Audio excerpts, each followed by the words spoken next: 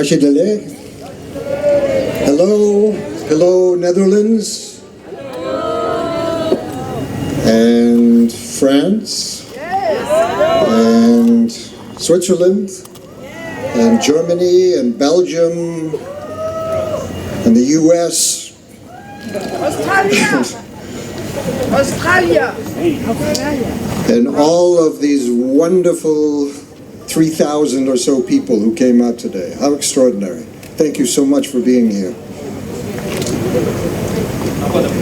You know, I just came from Dharamsala, just yesterday, came here. And so, first of all, I want to extend the best wishes of His Holiness the Dalai Lama to all of you here. And I'm sure you're happy to know that he was in very good health and had come from Hunsor, where he gave some really wonderful teachings. And I wasn't there for that, but friends of mine told me that there were really extraordinary teachings, a very difficult teaching that His Holiness was giving, and he was the way he was 20, 30 years ago, with a kind of power and precision and ability to teach with great energy. So he's in really good health now. I wanted to extend that to all of you. And he reiterated that Palden Lamo has told him that he's going to be 113 years old. And I said, but is it going to be a good 113 years? And he said, yes, yes, yes, yes, yes, yes, yes. Look, you've spent most of the day talking about very important things, I know. And much of it has been a litany of all the terrible things that the Chinese have done. And specifically the Chinese Communist Party and what they've directed their people to do to the Tibetans. And it's been a horror. A great tragedy, not only for the Tibetans, but for the entire world. And it continues. And now with Tibetan children being taken away and put into boarding schools, and that's in quotes because it's really a complete brainwashing experience for these kids.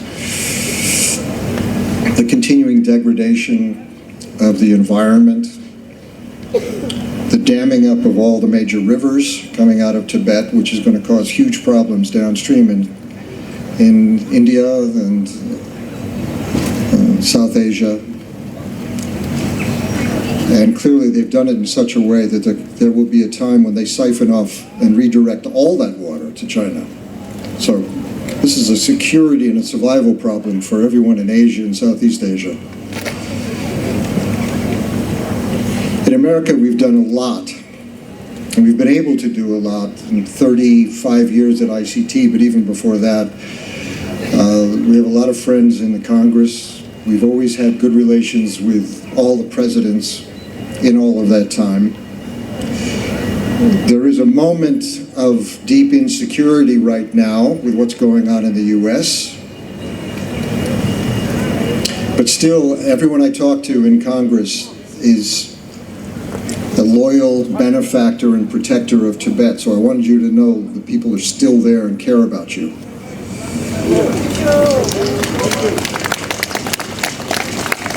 Loden, thank you. You know, it's like Loden, a great musician. And he does something more, he stands up. You know, we need to stand up. One thing that we do know over all these years is people are afraid sometimes to speak, and they said, well, we'll be neutral. And we know one thing very well, neutrality only helps the bad guys. Silence only helps the bad guys. So we do have to speak. We have to speak from wisdom, and part of real wisdom is compassion, understanding, and love. That what we hate is hate itself. We hate anger. We hate ignorance. We hate unkindness. But I think there's going to be a time when things radically change in China, And we're all going to be brothers and sisters again, like we were many generations ago. But it doesn't mean we stop talking about what's happening in the world, and specifically with our Tibetan brothers and sisters. I remember speaking in Bodh Gaya many years ago, and His Holiness asked me to talk to a crowd, and there was 500,000 people there at a teaching with His Holiness. And I didn't know what to say, but I got up because he kind of forced me to do it. But I said, you know, of course, everyone here in this crowd that comes from all over the world, all over the Tibetan world, all over Asia, the plateau, north into Tuva and Bharatiya and Kalmykia and places all over the world who have an innate respect for what the Tibetan experiment has meant over the last 1,500 years when Buddhism finally took root in Tibet. And took not in root the way maybe it has in the West, where spirit and spiritual training is peripheral to the way we live.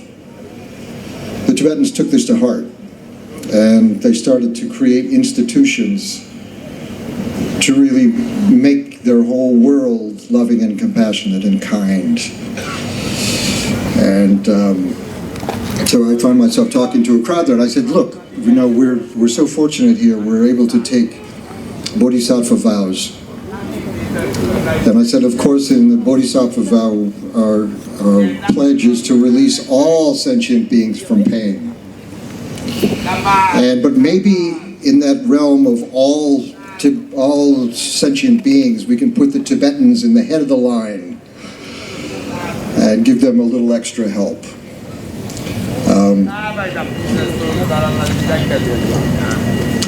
Thank you. Thank you very much. Okay.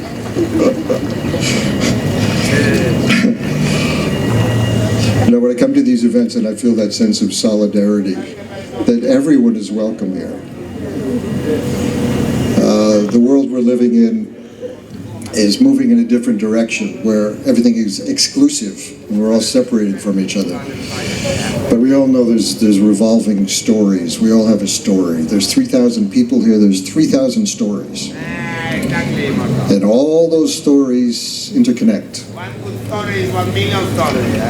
How many stories? My story is 1 million stories. Yours is one of 7 billion stories on the planet. 7 million stories.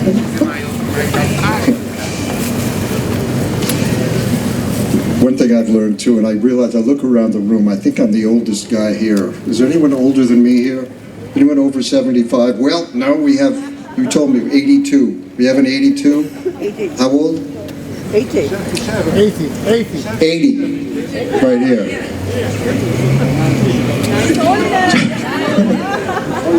And His Holiness, yes, I'm being reminded, this man is going to be 90. And is smarter and wiser and more energetic than all of us put together.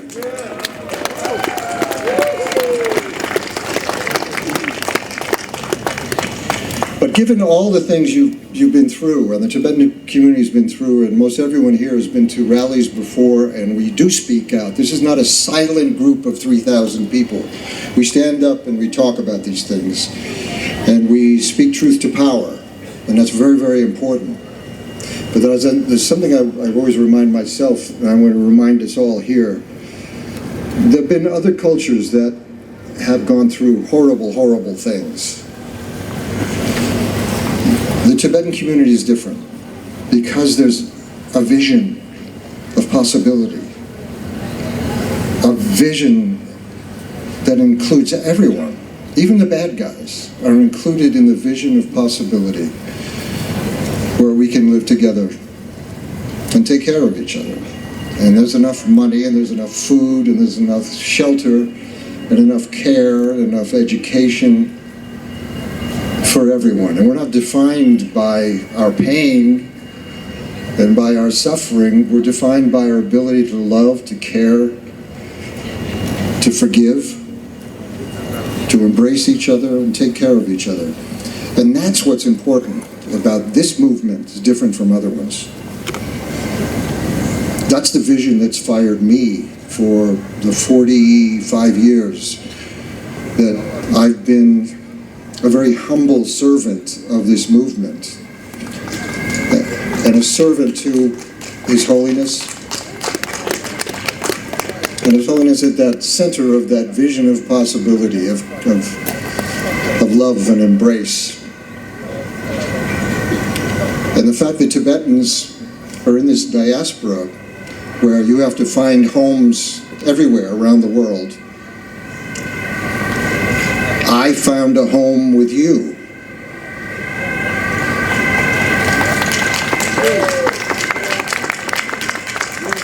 And I think people all over the world have done that. We've found a home with you. And that vision is something that can be home to everyone on this planet. It's homes to insects, to animals, to spirits, to ghosts, to all the beings and all the universes are encompassed in His Holiness's vision, which is at the heart of this Tibetan experience. So, as we are entering this 90th year of His Holiness the Dalai Lama, that's the thing that I want to bring forward, is that vision of possibility. The heart of the Tibetan world, the Tibetan mind, the Tibetan heart, is that we're here to help each other. We're here to generate bodhicitta. We're here to awaken ourselves and help everyone else to awaken to who we really are, and that we're all completely connected to each other in all possible ways. So long live this culture, but specifically long live His Holiness the Dalai Lama, and may he always, forever and ever be with us. Thank you so much. Tuji Che. What a warm welcoming. I want to start with, as you guys see, I don't have any papers because I want to speak from the heart. Because it is important, you know. When I first heard about this event, I got so excited. And I was like, how can I come? You know, and I came from all the way from New York, all the way from America, just to be with you guys. And I'm really honored to be with you today, because today is not only important for you, important for me too. You know, I'm honored to be here because when I was a little kid, I actually grew up as a His Holiness fan. I was following his message because it was very inspiring and it was touching my heart every time. And when I get to MBA, right, I started to speak up about some of the problems that are happening in our world. In my home country, Turkey, unfortunately it's a dictatorship. And just because I talk about the problems that are happening over there, I lost my family. They put my dad in jail. And I started to speak up about the problems that are happening in Turkey, but then, because of the message of His Holiness, I was like, I wanted to stand up for the innocent Tibetans around the world. And MBA didn't like that, because unfortunately MBA is run by the Chinese Communist Party. When I started to speak up about, you know, for Tibetans, my agent, my basketball agent called me and said, if you say another word, if you keep speaking up for Tibetans, you are going to be kicked out of the NBA. You are 29 years old. You can play another 7 years. And he said, 7 years means close to $60 million. So if you want to keep standing up for Tibetans, go ahead. But you're not only going to lose your career, but you are going to lose close to $60 million. I hang up the phone. I never talked to him again. Because while I was comfortably playing basketball in America, on the other side of the world, people, you Tibetans, are losing their loved ones, losing their lives, and losing their homes. I wanted to set an example for all my teammates. And unfortunately, didn't have the courage to speak up. But I don't want to speak too much because you guys have lots of amazing speakers. The last thing I want to say is every Tibetan born as a freedom fighter, and keep doing what you're doing. Never ever give up. That's the most important thing. Never ever give up. I know that your voice is heard from America, from Canada, Europe, Australia, Pacifics, and all over the world. Every community that I visited, every Tibetan community that I visited gives me the warmest welcome, and it inspires me to become a better person. And I just want to say one last thing. Unfortunately, as you guys see, we have lots of wars are happening around the world. And so many innocent people, so many kids, and so many women and elderly people are dying. If every world leader follows the peaceful message of His Holiness, every world war will stop. And that is important to keep speaking up and keep inspiring people, because the message of His Holiness will save this world. So, thank you guys so much for inviting me. I would like to call you guys as my brothers and sisters, because now you guys are my family. And I'm one of you guys, and you're one of me guys. And remember this, remember these words. One day, I hope soon, one day, we will all be in Tibet and we will eat momo together. Thank you guys so much, I appreciate it. Free Tibet. Thank you. Thank you so much. Now we have also a kata as a thank you to show our respect. Thank you so much. Give it up for Enes Kanzer. 토만델리아 진호 공사 경금추로 초라 구자원도 슈와탄 첩치 다른 숨주 되jengi 고지 초과 칼레 하장 망부 야발 하와도 유럽 기 산에 가 가산에 메망 딘데 망부 페워들래야 닝 탁반을 투제나 슈위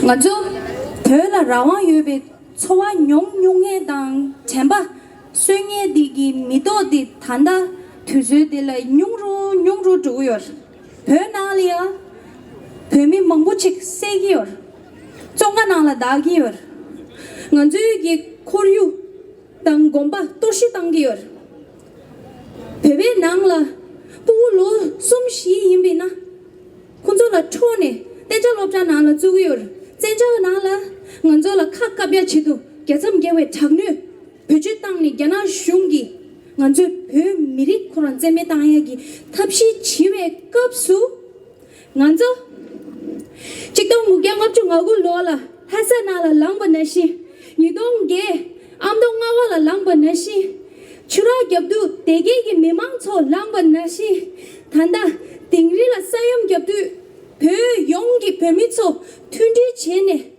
파츠 겹겹체네 랑레브 너싱 타링 섬주 되제 니모 델리아 nganzo 창말로 시대당 장대기 게사 핵라 좀네 젠조 베리빈다 용 산에 거와 가살라 냠도 랑레요레 잠불링 디 기와테 땡케르 디나시 게나게 기와테기레 pönangla gyua dre di gyutso di pönangi pömitso kuran zugi simshu dang tunji yimba dang ge tso chik ngazo pebe shönge tso ngaran ze shönge tso mythune langyayi mido kongme ge kale gyaba di themba thun namya majewa thone jongdar chene tuzu tune kane shedang nubadan dembe laglen tarya semne nyamlen cheya ngaranje ge shönge denzo tadi chigi dangi lo shönge ngapya sunjul hasla ngaranje ge shibelam thone dang tapchu da dembe legu pedang sabjon chebere din nashi nganzo mutune tadi chedeyo sonza permitso 마차 심슈 마차로낭 전전나라 별을 빼다서 셰지 냠도 영외당 별라 기변 니모 샤리알라 먼저 창물로 뮤트네 냠도인다 배기 닦고 배낭라 배미초 먼저 족보제요 두채낭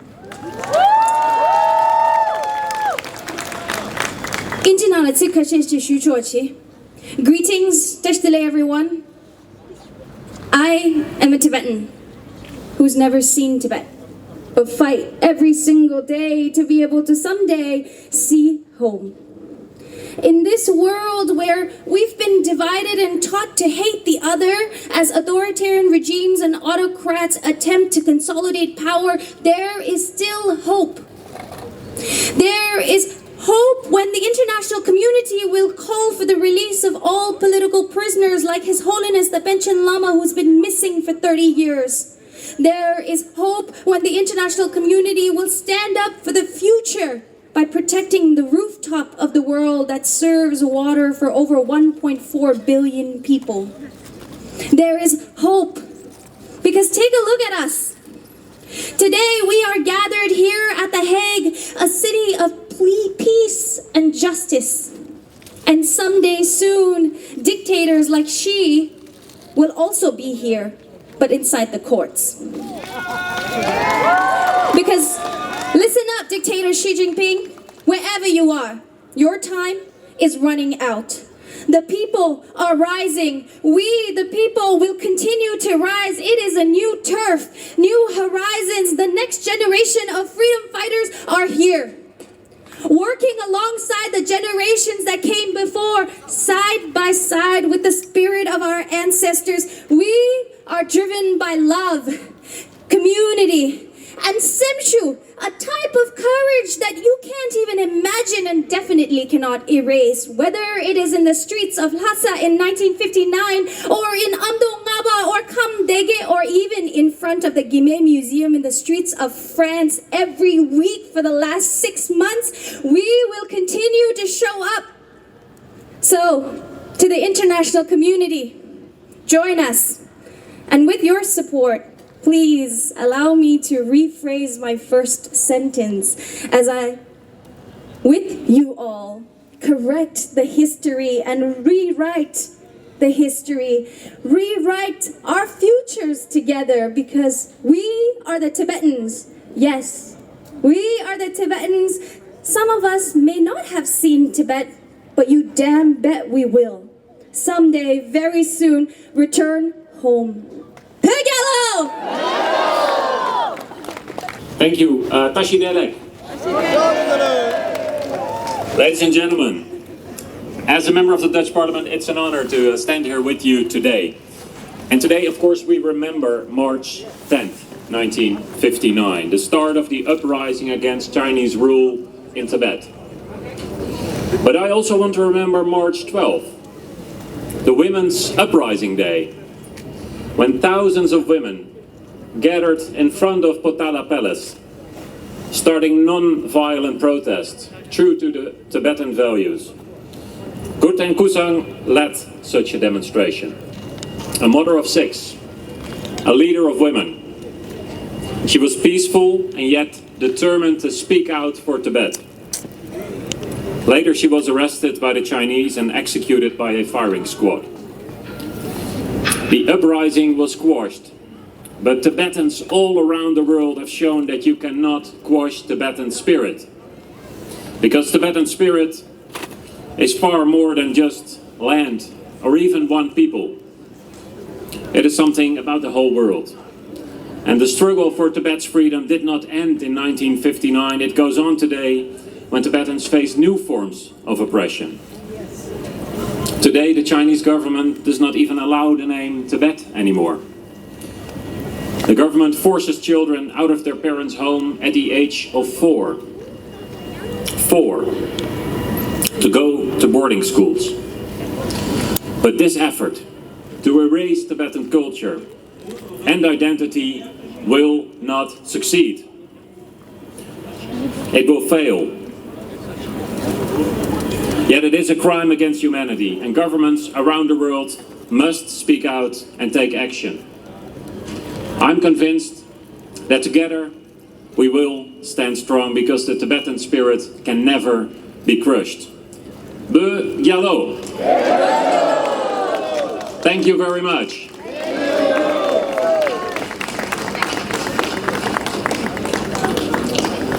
Tashi Delek. Ladies and gentlemen, it is an honor to stand with you in support of Tibet and all those who are repressed.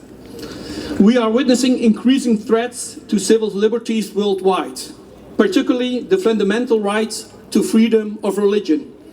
Authoritarian regimes such as China were once in minority, but they are now becoming increasingly influential on the global stage, emboldening them to intensify repression at home. After the death of Mao Zedong, many in the West believed that China would gradually evolve into a liberal democracy.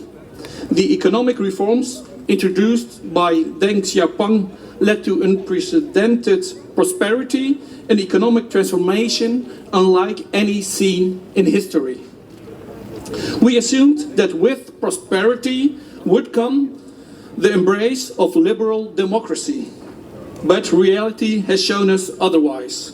Since the Tiananmen Square protest, we have seen a steady increase in repression, with ethnic and religious minorities suffering the most. The hope of liberal values taking root in China has proven to be an illusion. One might have thought that China's technological advancements would contribute to greater freedoms for citizens. The internet became rapidly accessible to the broader population, raising hope that it would foster openness and free expression. Yet, once again, the opposite has proven true. The same technology that could have empowered the people have instead been weaponized to tighten government control, restrict access to information, and suppress dissidents. We gather here today to stand in solidarity with the Tibetans who are suffering under the repression of the Chinese regime. Moreover, we must raise awareness here in the Netherlands. For too long, we have been naive about the growing power and influence of China, both within its borders and beyond. We can no longer ignore the increasing examples of Chinese interference in our own country through intimidation tactics, cyber attacks, and espionage. It is imperative that we take a stronger stance against these actions. Yes.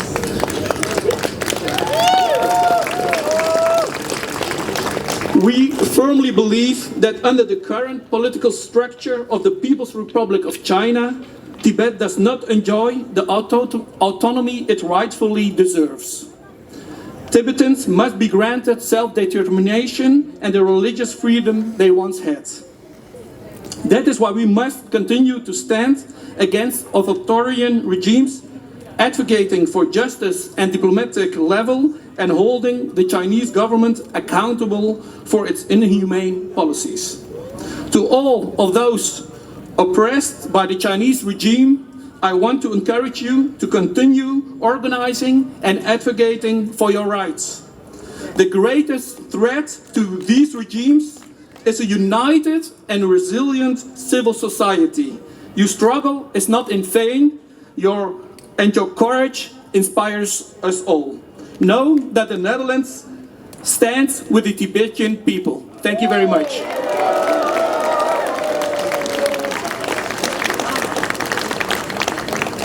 Thank you so much, Isa Karaman and Jan Paternotte. Now we would also like to offer a kata to both of you. One by Wangpo Tedongla, who's the Executive Director from International Campaign for Tibet Europe.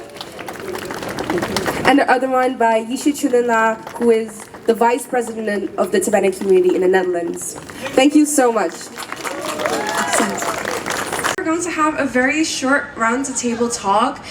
In the Netherlands, we often work with multiple communities, and we believe cross-movement work is incredibly important and vital to the Tibetan freedom movement.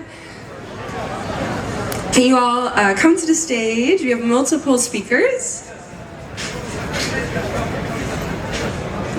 Thank you. Please give it up. I believe that can be done a bit louder, right? That's it, that's the energy we need. I'm going to quickly give them a short introduction. You can introduce yourself with your name and your organization or the community that you're from. Hello, I'm Aladik Ablikim. I am from the Uyghur community and I represent the coalition of different forces in Dutch Parliament. I'm Alberto Val, and Southern Mongolia member of Congress. Yeah. I'm Loretta Lau from Hong Kong, and we have a NGO here called All Day. I'm Nieves Cancela from the Unrepresented Nations and Peoples Organization. I'm Vassameten from the International Campaign for Brussels. I'm Monica from the Church of Almighty God. Thank you so much. Now I'm going to ask them a question each, and you can kind of come up with anything you'd like to respond. So for Alec Ablikim, we have, how do we work together as different communities against China? I think the most important thing is to understand the other. We know of each other's suffering, we know how to work together sometimes, but feeling the suffering of the other person, trying to understand them, will also mold us together and really take this together in a unified way. So to you, as the community of Southern Mongolia, what is your message to China?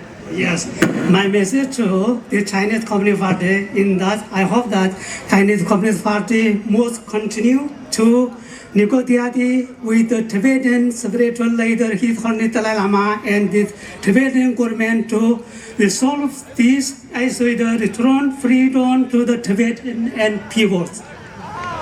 Woo! Hello! Now to Loretta, we have worked together in the past as well. It's so nice to have you here. How do you believe we can become stronger as a movement? Well, I know I have only 2 sentences, but I want you to know the NGO that we are now working on is started because also of the Tibetan community in the Czech Republic. So I want to let you know that we need to learn from each other. We need to support with each other with unconditional help. So what we can do to be strong as a movement is we always need to be humble to get to know each other more. Thank you. Now to representative of UNPO, should the international community support non-violent movements or communities like UNPO? Thank you. Yes, definitely. I think the international community should do so much more. UNPO, as a platform for solidarity, brings together peoples and nations and advocates for collective individual rights and equal representation.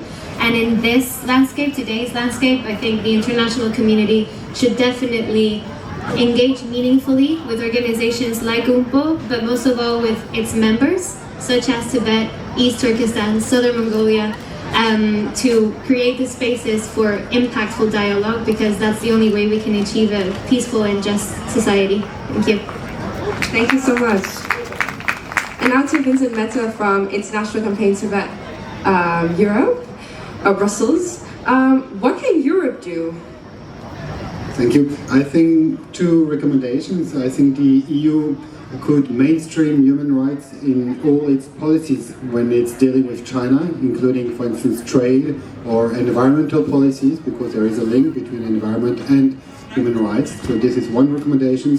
The second possibility would be to add some Chinese officials who are responsible of abuses of human rights in Tibet to be put on the EU human rights sanction regime. I think this would send a strong message to Beijing. This is a recommendation. Thank you. Thank you so much, Vincent. Now we have Monica.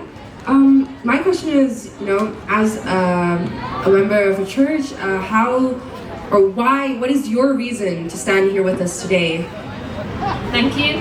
Yeah. Ladies and gentlemen, and hello everyone. I'm from the Church of Almighty God, and it's very honor for me to stand here. But it's not only for me, but you can see our church, we have more than 100 brothers and sisters. Yeah, we are all stand here.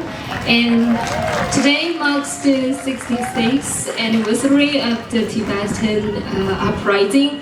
And it's a good opportunity for everyone here, and we can unite and oppose the tyranny of the CCP. And we all know that actually CCP is the destroyer of the human freedom and democracy. And the Tibetans have paid a huge price in the struggle for the freedom of belief and for the freedom of belief and also the human rights. And many people have been persecuted to death. And our Church of Almighty God has also been subjected to the severe persecution in China. And so today, yeah, we are very honored to be here. And I think that we need to, we must stand up and, to oppose the persecution of China. And, in our church, at least 293 people have been persecuted to death. And, just 1 minute. Okay, the last one. Yeah, the last one. And so we must stand here and stand up to jointly call on the international community and also the democratic government to sanction the CCP and also to safeguard the precious human. Okay, thank you. I'm so sorry. I know you have a beautiful community here who's here to support us, and we also support you. Apologies that I must cut it short. Sadly, we do need to go to the next segment. I would like to emphasize that, from our Tibetan community in the Netherlands, I think it's incredibly beautiful how movements and communities can come together, no matter their nationality or ethnicity, and that we all stand against China. Thank you so much.